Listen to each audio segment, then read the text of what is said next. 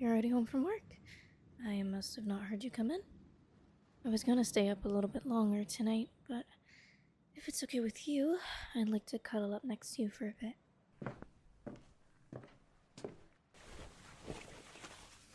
Scooch over. You've been hogging more of the bed again. That's more like it. You're like a furnace as always, dear. Nice and toasty warm. Are you sure that you don't overheat under there? I know what you said in the past before. I just wanted to check again. You know how I worry like that. I am still worried about you, though. You seemed really upset when you came home today. Yes, you did. Please don't act like you weren't. It's been happening a lot recently. You'll come home, you say nothing to me, you slump in here, and if we're lucky, you sleep for a little bit before you go back to work. I know you don't like talking about your job. You always wanted that to be your own separate world to the one outside. And I've respected that.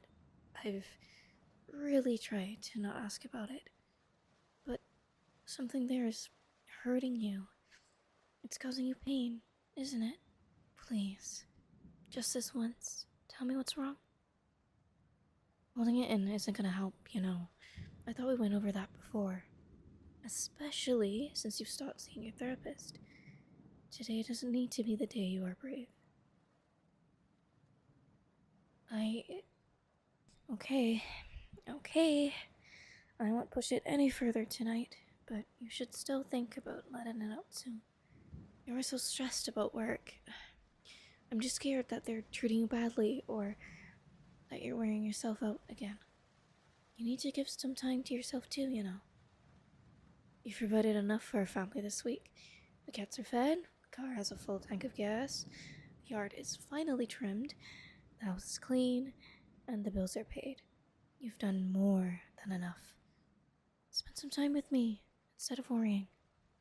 Did you make a face at that? No. Okay. Kinda seemed like you did.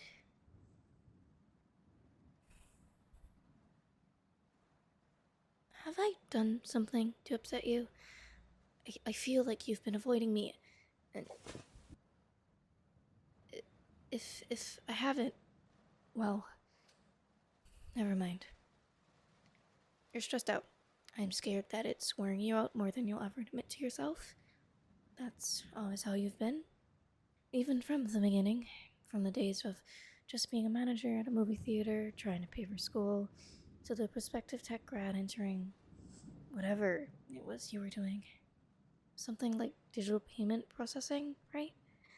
That was new then. Being at the forefront of technology must have had its own troubles. And you got invested. I know it's because you cared about what you were doing, but you put so much into it.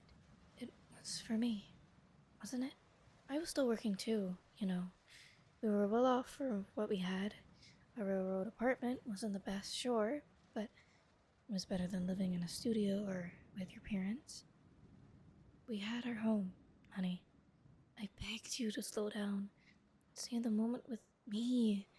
Just want to stay with us because of our daughter. It wasn't just about giving us the world, you know. We needed you to be in that world too. Thank you for listening to me. I think it brought you more peace than you recognize. The next 6 years weren't easy, sure, but I think you were much better at handling them because of it. But now, you're drifting again. You're taking longer days than you need to be. You stopped going to bowling and book club. You've grown distant again. I'm scared how that's going to impact you again. I'm scared how that's going to impact Gracie, too. I know you won't tell me what's happened. I figure that it must cut deep. You've given us a safe place to call home. Please, let us be the same for you now. I remember something beautiful you once told me right before we got married. Do you remember those long drives you used to go on? The one along 33 and the river's edge? We'd either be coming back from your parents' house or the stargazing mound, If it was still daylight out, you'd let me pick the music for the ride back. Once the sun was down, though, it was your turn to pick out tapes. If I didn't know any better, I'd say you stalled me on purpose so you can choose stuff more often. I know I always gave you a hard time about the stuff you pick, but deep down, I really liked what you put on. It was quiet, mellow, and it just reminded me of you. One of your favorites to put on was Hatful of Hollow, the Smith album. I bet we wore the tape out on it with how many times that was played. I could never figure out what your conditions were to play in it. Something about the night just had to be right. Sacred, in a way. It was a quiet place, I think. The way it would ring out around us, and I'd quietly hum along to the words when you thought I wasn't listening. I've never felt like I really reached the core of a person like that before. The album always felt so sad to me. Something about constant heartbreak and the fear of isolation was just present there. I remember one night, though, as you were flipping to the backside, you said that it wasn't really a sad album. It was just a story of how a person breaks into pieces and giving hope to put them back together in the future. I think that really put a perspective of how we ought to live life. Honey, you've got a lot of pieces around you now. It's because I'm not really here, am I? You'll wake up tomorrow and I'll be gone again. It's been a long 2 months, hasn't it? It's not your fault, honey. It never was. I'm sorry, I can't always be here to guide you now. It's your turn to pick up the pieces, both for you and for Gracie.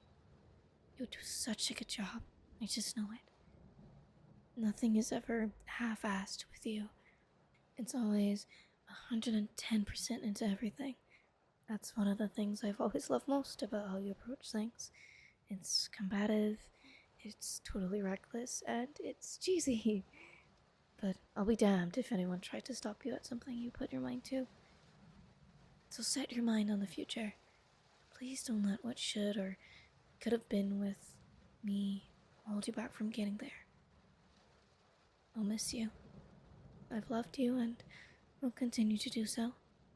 I know you miss me too. Don't let that destroy who you've worked so hard to become. You promised me that it would never happen again. Please, try to get some sleep tonight. Your pills should start working here soon anyway. I'll be right here with you for as long as I can be. I'll brush the tears from your eyes away as they fall. Honey, my life was the best one I could have asked for. Thank you. I love you so much.